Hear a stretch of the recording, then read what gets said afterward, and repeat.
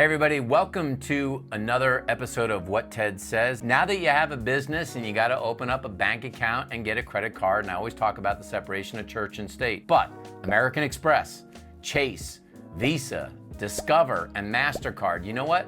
They all want you as their customer when you're running a business, because if you're successful, you will be 10 times larger than a regular consumer with your credit card spend, and you may also become a merchant or a vendor as well and actually take credit cards at your business. Choosing a business credit card is a different selection process than choosing your personal credit card.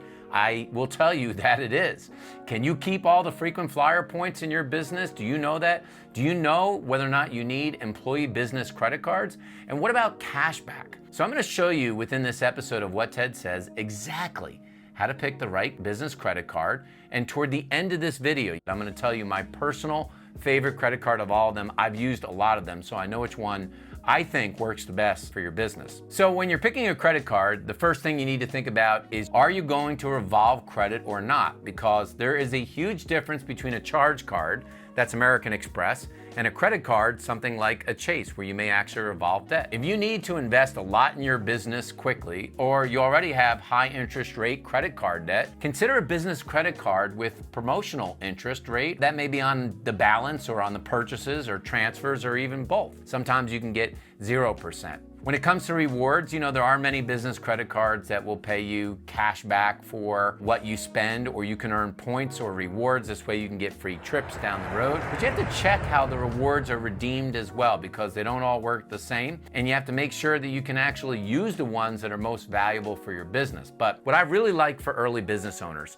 is a sign-up bonus rewards credit card. This is one where you can get 30 or 50,000 points just by signing up if you spend $5,000 or $10,000 in the first 3 months. That's going to be the important part of having the card. And these credit cards, they can give you a big boost right off the bat, but you've also got to weigh them on whether there's going to be an annual fee, and if the revolving credit card interest is 14, 16, 20%, you've got to look at that. Now, most of you will not have to worry about international use because you won't be doing lots of international travel. But if you're planning to use the card to make purchases from vendors, either in other countries or to pay for international travel, a card with no foreign transaction fee is going to be very important. One of the big issues to really look at in here is the fees of the card versus the perks of the card. And this is what a lot of people don't research. Because if a card charges an annual fee, you've got to make sure you're more than recouping the cost. So for example, if the cost for a platinum card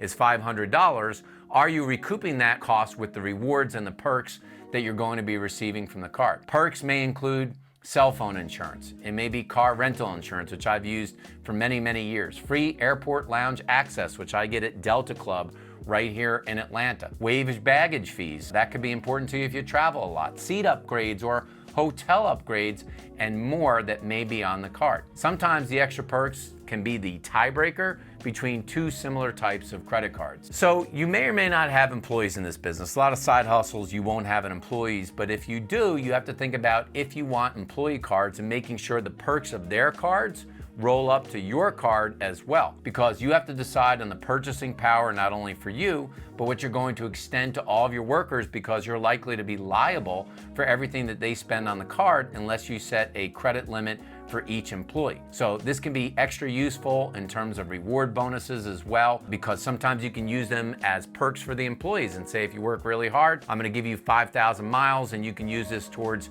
your next airline trip or hotel trip. When it comes to setting up a bank account, look, I personally like using a local bank to start and having somebody you can build a relationship with.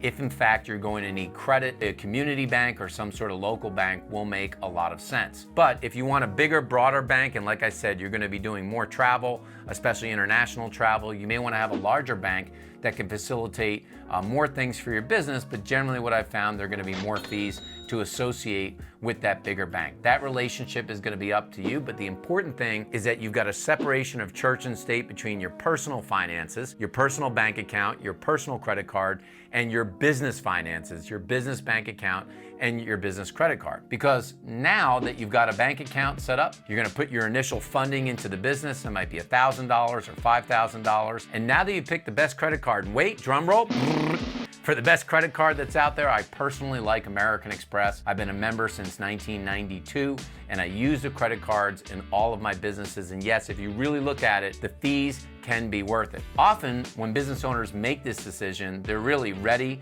fire, aim, and they use it as a strategy rather than ready, aim, fire. So it's important for every business owner to have a business plan, and what I'm gonna teach you in the next video here is super important. It's called KPI, or Key Performance Indicators. We're gonna talk about that in the next video.